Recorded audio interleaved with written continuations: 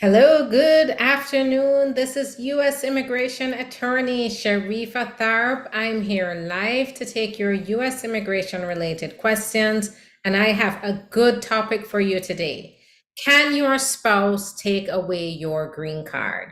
I often get this question from individuals who they have their green card already, and they're in a situation where they're worried because their spouse has threatened to take away their green card or to get their green card taken away from them. Can the spouse do that? The answer is no. They cannot do that. They cannot take away your green card. If your spouse is threatening to take away your green card, there is something definitely wrong with that. That is abusive. It is a form of mistreatment. And if you are in a situation where you have your 2-year green card already and you're going to a 10-year, you can apply for it on your own just based on this type of threat that they're issuing to you. Now, if you have your 10-year green card, and they are still threatening you that they can get it taken away, the answer is no. They cannot take away your green card. However, you want to make sure that you protect yourself, because when they're threatening to take away your green card, they may be threatening to possibly report you to immigration for marriage fraud, to claim that you only got married to them for the green card. And in a case like that, you could be compromised. Whether or not they're going to do it, they would have to implicate themselves if they went ahead and went to immigration and said, oh, it was all a ruse and we're not a real couple. If they went that far to report that to ICE or to immigration, then they would be implicating themselves in immigration fraud as well, and they could be subject to all sorts of penalties and consequences. So will they do that? Will they go that far? Maybe not. However, there are some U.S. citizen and resident spouses who may go back to immigration and say they found out that you married them for the green card, and so you are the one that was committing fraud and not them. And in a case like that, you want to make sure that you put yourself in a position where you protect yourself, because you want to make sure you document the abuse. You want to make sure that you, if in the case you're going through the green card process and they are threatening you, if you're going from the 2-year to the 10-year, apply for it on your own so that your spouse will not sabotage your process. If you apply for it on your own without involving them through VAWA, then the immigration service is not allowed to use the statements of the abusive spouse or the spouse who's mistreating you to issue a denial in your case. So you put yourself in a stronger position. And this is why if you're getting threats like this, you should make sure that you protect yourself by exploring the option to apply on your own. That way you can put it on the record that you're being mistreated, that your spouse is issuing threats like this, that you are being exploited. And then, once you do that, you put yourself at an advantage. You put the ball in your court. So the general answer is no, your spouse cannot take away your green card. If they are saying this to you, something is wrong with this situation. You're being abused, you're being mistreated. You should seek legal advice, representation on your rights going forward, and put yourself in a position where you are at an advantage. You have the ball in your court. Now, if you have the 10 years, so for example, say they're telling you, if you already have the 10-year, you're not looking to get renew anytime soon, but now they're telling you, well, I can go ahead and get your 10-year taken from you. No, You are under no obligation to stay with this spouse who's mistreating you. You're under no obligation to pay them any money that they're demanding. You are home free. And now always make sure that you get personalized legal advice about your particular circumstances. But usually when you have the 10-year green card already, and then you go ahead and you say divorce them, and then you look forward to US citizenship, you don't need to stay married to them to look forward to citizenship. Of course, there may be other, for example, if you stay married to your US citizen spouse for 3 years, you can apply for citizenship in 3 years. But your well-being, your well-being and your safety should be priority here. Also keep in mind that if you are approved for permanent residence under VAWA, and VAWA means you apply on your own without the spouse who's mistreating you, you get to apply for citizenship within the 3 years.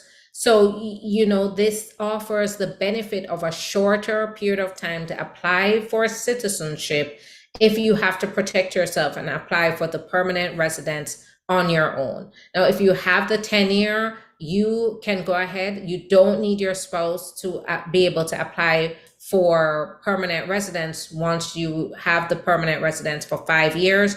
You don't need that spouse. You don't need to stay with the spouse to keep your 10-year. You can continue to be a green card holder for those 10 years, for the 10-year green card. And then when the 5 years passes, you are able to apply for citizenship without that spouse who is mistreating you. So just keep that in mind, that if someone is threatening to take away your green card, who can take away your green card? An immigration judge. They are the only people that can take away your green card. Your spouse can't make a call and then have you deported right away. Nobody can do that. You have to go through a process. However, to protect yourself, make sure you document everything. Make sure that you document the mistreatment, the threats. Take pictures if it is safe to take pictures. Make sure you keep a record of your documents, so that if you do have to prove anything, prove the mistreatment, that you have everything you need to show that you went through this. Hi there, hola. So now I don't know if you speak any English, but you can always call the office and schedule a consultation. They do speak Spanish in the office, but I don't have my translator here with me. All right. I'm gonna go ahead and answer questions. I'm seeing so many questions. So now that I've said my piece, I'm gonna go ahead and leave it to you to put your questions in so I can answer those questions. Before I start answering questions, I just want to let you know that I am here to help you, to give you legal advice through a consultation. The information I'm giving you here today is not personalized legal advice, it's general information. However, if you want personalized legal advice, go ahead and go to the, call the number or go to the link in the profile. You can go to the Instagram page and you will see the link in the profile to schedule your own appointment. Go ahead and do that so we can talk. I'm also gonna go ahead and put my information in the comments. So the number, if you want to call right now, there's a scheduling coordinator who is available, who does speak Spanish, who can schedule the consultation. So it's 561-405-4889. And then you can always go to the website and schedule your own appointment. And so I'm going to put the website in. If you go to schedule consultation, it's going to take you there and you can go ahead and schedule your own appointment. You don't even need to speak to anybody to go ahead and do that. Thanks for sharing the live. Thanks for the love. I am the immigration attorney. Under the comments, it's called Immigration Lawyer Tharpe. So that's my name. I am a U.S. immigration attorney and I work for ST Law Office. That's a law firm that I founded and I run. And so you can go ahead and schedule that appointment. Now, the exciting part, which is the question. So let's go. Let's see. Oh, thanks so much for the love. I appreciate it. How does an immigration court cancellation work? So I'm not sure if you mean a date cancellation. So the court usually issues a notice that they've canceled, or sometimes you have to call the number and find out that your date has been canceled. However, there's cancellation of removal. That's a form of immigration relief where you have to prove that you have good moral character, that you've been here for a certain period of time continuously, among other requirements such as extreme hardship to certain relatives. And it's going to depend on your immigration status. That's cancellation of removal, and it does, at the end of it, it does allow you to get permanent residence. However, if the other is right now, they're terminating certain cases. If they feel like it's not worth moving forward with their case, they are, the council, government council, they are terminating some cases. That does not mean that you get relief, but it does mean that you don't have an immigration proceeding anymore, which can be a relief to some, but maybe not for others. It just depends on your circumstances. Olivia, that's where it's important to schedule that consultation. Will Haiti TPS status be extended? So I can never absolutely confirm, but based on the trends of the past, they have been extending the TPS statuses of Haiti as well as others. So I would not be surprised, and I am expecting an extension. However, it's going to be the Secretary of the Homeland Security that's going to confirm that. Thanks for the follow. We had our interview on U.S. Embassy, has our passport for over 2 months now. Can you advise? So this is going to be a case where you have to contact them directly. I don't have any particular legal advice just because I'm not your attorney. That's where it's important to get representation if you're having a problem. Oath ceremony, September 15. Congratulations. And yes, good luck to those of you. In the past month, I've had 3 approved citizenships. So all great results. And I'm so happy for my clients. What should we include in an affidavit of support? So it's going to depend on what your circumstances are. I can't advise you directly on what you need to include. It's going to differ just depending on what's your job, what kind of business do you own, what's your income, do you need a joint sponsor? The basic kinds of documents that you have to include would be, your pay stubs. It would have to be your tax returns for sure, at least the most recent tax return. If you own your own business, then you'll have to show evidence of your income through the business. And that's going to vary just depending on what type of business you have and what type of documentation you have available. How can someone get their citizenship if they've been married for 20 years and 3 kids, all citizens? So that's where you should schedule that consultation. Now, keep in mind, you can't get citizenship just by virtue of being married. I don't know if you're married to a US citizen. If your children are 21 or over, at least one of them can help you to become a permanent resident, but not a citizen yet. Once you are a permanent resident for at least 5 years, then you become a citizen. That is one thing you should never confuse. Never confuse citizenship with permanent residence, because if you do, it can lead to very severe consequences. It can lead to a permanent bar from gaining permanent residence or adjusting status in the United States if you mistake your status as permanent resident for being a citizen. So if you don't have a status right now, or you're a non-immigrant, you have no kind of permanent residence, you're going to get permanent residence first, and then you're going to become a citizen. Hi there, and thanks for sharing. And go ahead, share this live, share this on YouTube. This is where you are empowered with knowledge and information that can help you to make decisions about whether you need help and reach out for that help. I am a US immigration attorney and I do represent clients in all 50 states and around the globe. So you can always call and schedule that consultation.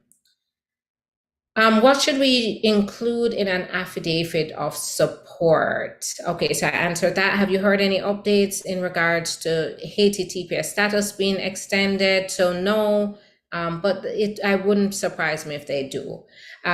Keep in mind, it also depends on the political climate. I know that's so unfair to TPS holders, especially those who have been here for over the decade, since the earthquake happened. It is unfair that there's such uncertainty in their future.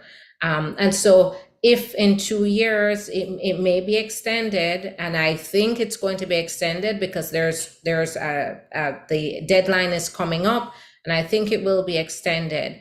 However, as you know, if anything should change and the Republican side does take over, or the president changes to a Republican president, that could change and they could make the decision that they're not going to extend. But right now, under the Biden administration, I anticipate that there is going to be an extension.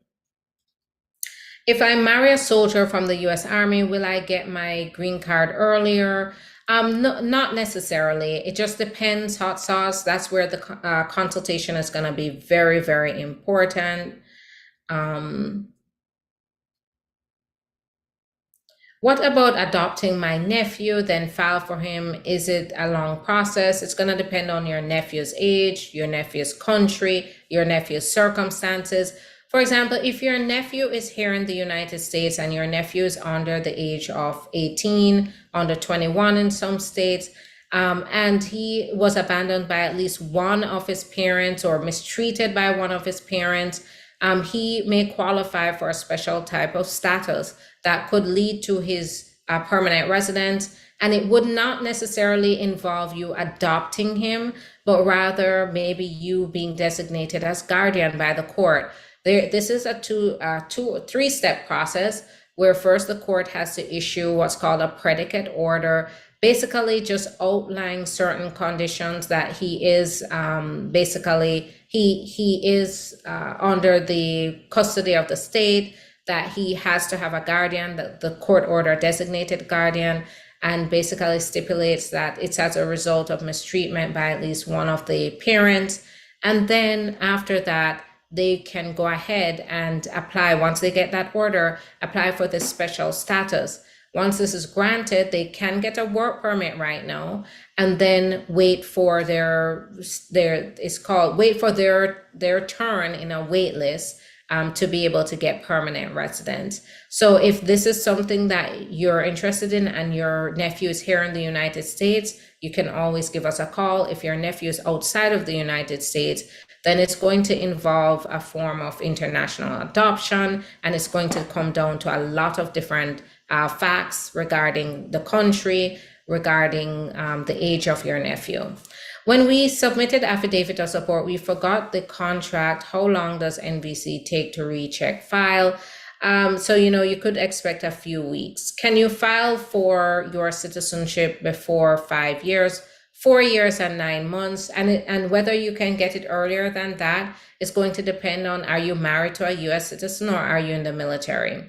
Hello, can you give some advice? The wait time for adjudication under Section 221G take to process. So if you were denied based on, having no ties, I think this is related to the visa application. If you were denied, it means that you don't have strong ties and you'll have to strengthen that to reapply. I submitted my adjustment of status in April through SIJ. How many more months until my green card is going to depend on your priority date. And keep in mind, it's also dependent on the processing times of the of the field center, the field office. What you should include in an affidavit of support. So I stated that already. Do you do asylum cases? Absolutely. Give us a call. We'll evaluate whether you qualify and then get started right away. Keep in mind that when you're applying for asylum, you do have to meet the deadline. So you have to apply within 365 days, or you have to show that you delayed, that you had extraordinary there were changes or extraordinary circumstances that affected or caused a delay in applying. Have you heard of any updates in regards to HIS TPS? No, not right now. Oh, thank you so much. It's Miabs. I appreciate that greatly. So if immigration stamp no adjustment of status, can daughter file for mother still while she's in the US? So we have seen that, and yes, it now keep in mind that I don't know what the circumstances were involving your mother. That's where it's going to be very important for you to get representation and schedule a consultation.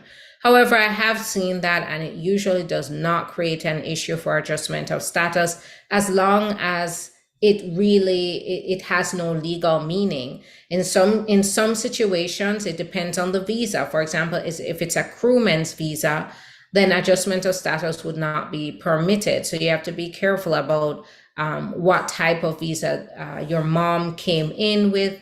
But if she came in with a B1, B2, and she meets all the requirements, then the stamp may not affect the adjustment of status, but it's going to depend on the circumstances. So I urge you, go ahead and schedule a consultation. And now is the time to remind you that while I am a U.S. immigration attorney, I come on here live Mondays through Fridays for around 4 p.m. I am not your attorney, and I'm not giving personalized legal advice. That's where I leave it up to you to schedule the consultation, protect yourself, and get the advice you need. I went ahead and I put my information in the comments. So I'm immigration lawyer Tharpe.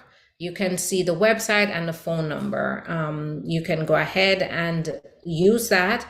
For those of you who may be listening, if you have a pen or you have your notes open, the phone number is 561-405-4889. Go ahead, call. There's a scheduling coordinator who's available who can help you to schedule. You can also schedule on your own on the website. Can having a high-risk pregnancy for my spouse speed up the filing process? Triplets, wow. Congratulations, triplets. That is more than a handful. And that, while I can't confirm on here, what I can say is if you do have a high-risk pregnancy, it may very well speed up qualify you to request your case be expedited. But it's important for you to schedule a consultation to make sure that you get the legal guidance you need to navigate through that process. What state do you reside in, and how can clients meet you in person if they can't travel? So I represent clients all over the country, and it has been no problem. I've had cases approved all over the country. I travel to my clients' interviews. Now, if you're outside of Florida, I'm in Boca Raton, Florida. If you're outside of Florida, I do meet my clients by phone and by Zoom, by video. So if you are not close to me, not close to the office, it's okay. We can meet by via video or phone. So it's usually not a hindrance, and we have a very good, efficient process in place to exchange documents and get your case filed.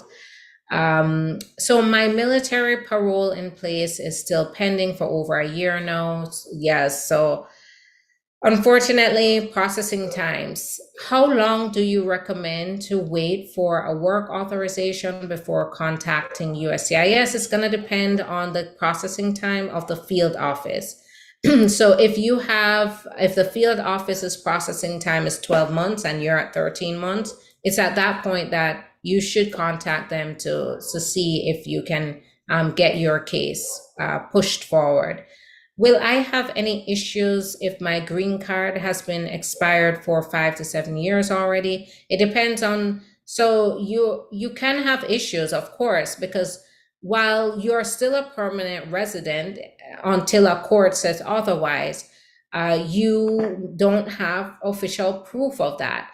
And in addition to that, is it the 2 year that has expired? If the 2 year has expired, you may have a bigger problem, because when the 2 year expires, what I've seen is other people who wait, they don't reapply. Some of them get sent to immigration court and they have a removal order in place. So it's very important to just make sure that you get that renewed, get it renewed, because that's my recommendation here.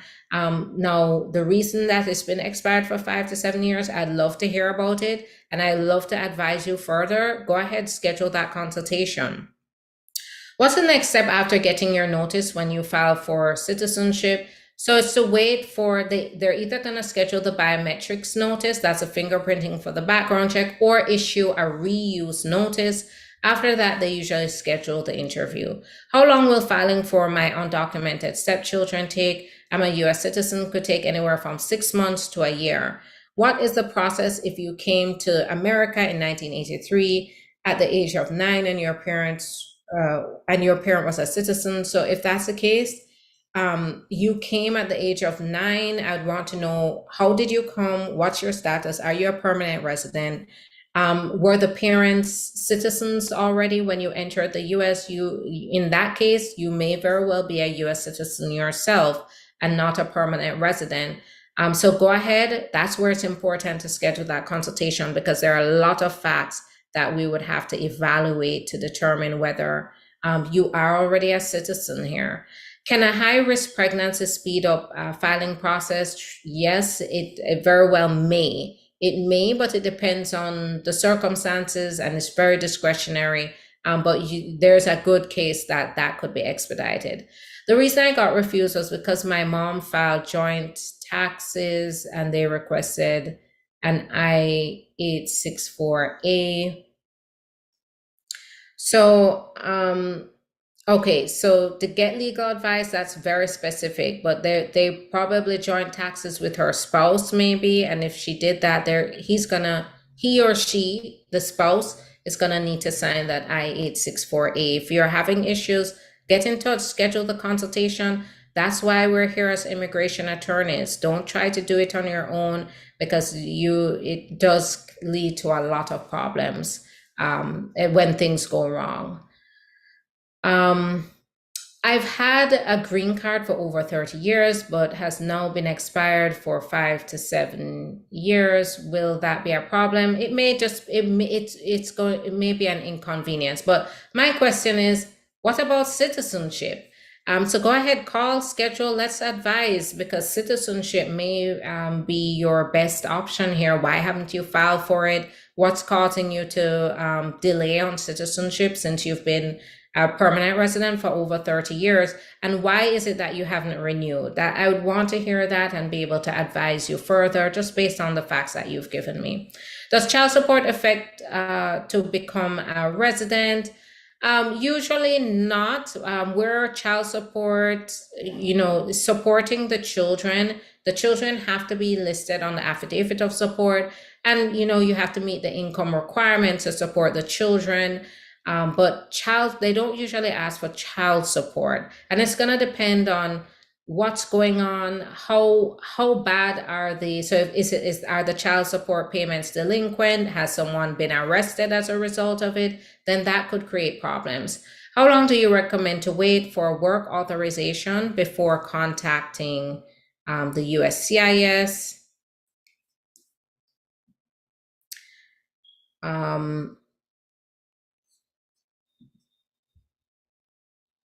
Excuse me. So it just depends on your case. I wouldn't be able to advise on that. I submitted 1 month now and the status is still refused. So based on experience, I'm asking wait time. So your case has gotten complex, and it could be months. I'm not your attorney, so I wouldn't be able to tell you. I haven't reviewed your case. I couldn't tell you how long. It could be a matter of months, and it could be It could be dependent on whether you've even submitted the right documents that they need. I hold a conditional green card and partner is abusive. So if that is the case, you can definitely go ahead, schedule the consultation. We can talk, because there is a way to apply on your own. Even if you're still with your partner, you can move forward with applying for your own permanent residence at any time. So go ahead, call us, schedule the consultation, and we can get right to work. A divorcee who married a US citizen, unfortunately, marriage failed. Can I remarry first? Husband. So there are no laws that says who you can and can't marry. However, whether it's advisable is going to come down to more details than you're giving me here. If when in doubt, schedule that consultation and let's talk. I would want to hear what happened and determine how you should move forward. What are the moves that you should be making? Let's see. So BF with TPS, married someone in 2020 for 2 months, divorced, never did docs for green card. Will it affect us? Whether it's going to affect you is going to come down to a lot more details than you're given here. Will it affect your, is it going to affect your boyfriend's TPS, or is it going to affect your green card process? It's going to depend really on the facts involved and all the implications. So this is where it's important to get that consultation done. I can't stress enough that giving legal advice through the live is not possible. And this is not, I would not be doing a justice to you if I take a little sliver of your information and then tell you that I'm giving you legal advice. So go ahead, if you are in a very specific situation, you're getting ready to file, you're worried about a situation in your case, you have a specific question that's applicable to you or to that specific person, schedule a consultation. You will not regret it. This is where you're going to get the information you need to make the right choices, to avoid mistakes, to move forward with confidence in your process. So go ahead, schedule that consultation. Hi, I-130 approved for spouse, but when I file, I selected both consular and adjustment. What should I do? So I'm not your attorney. I haven't evaluated. However, if you file the adjustment of status application, it should be processed as an adjustment of status application. Do you enjoy same rights when you become a citizen? When you become a US citizen, not a permanent resident, you enjoy all the same rights. Absolutely. You cannot be deported. You can travel all over the world. You can stay outside of the US for 40 years if you want. You can vote in federal, state, and local elections. Filing for citizenship, passport country expired. They don't have a passport to give out. Does it matter? The passport is not going to be a significant, it's not going to it's not going to cause a denial. How long does it take to get the interview for green card after biometrics was taken? So I can't tell you after biometrics. I know my cases have been taking 6 to 8 months. However, that does not mean that will be the case for you. So it could be anywhere from 6 months to up to a year after filing. Do you travel to Pennsylvania, and does your travel included in your fees? I don't talk about my specific fees here because I need to know what's involved first before I commit to any kind of fees. But what I can tell you is there is a consultation fee of $150, and I am able to advise you as to what your situation is, how to move forward. And then once we determine I can represent you and you qualify, I go ahead and provide you a quote with all my fees involved. I do travel, and I have traveled all over the country to represent my clients. And so go ahead, call, schedule, and we'll talk. What to do when someone filed fraud VAWA case against me. So that is going to be a case for another type of lawyer. But for me, I don't represent non-immigrant, so clients who aren't immigrants. So I wouldn't be able to advise on that. What's going on? Why is EAD taking long? It's backlogged. Can an expedite to get appointment from an embassy? Can you expedite? So yes, however, keep in mind you have to meet specific criteria. Hello, can someone with a chronic illness and out of status get residency through their sickness? No, not usually. How our name is not on the lease and we live with my family. Do I submit a sublease lease with my I-130? That's very specific. That's where it's important to get a consultation. I applied for I-751 almost 2 years, but no answer. But they send me again an extension notice. Why? Because they want to make sure that you continue you can continue to use the extension letter to show that you are still a permanent resident. If that extension letter expires, you can always get what's called an I-551 stamp to be able to show that you're a permanent resident. He did biometrics already, but they sent him a notice saying that they're going to send him. So I'm not sure. I'm not sure what that's about, but always schedule an appointment and we'll talk. What is the process if you file for citizenship since 2018, pass the test, but they let you know that? So I missed the rest of it. Now I'm going to head on over to Instagram now, where I also do a live.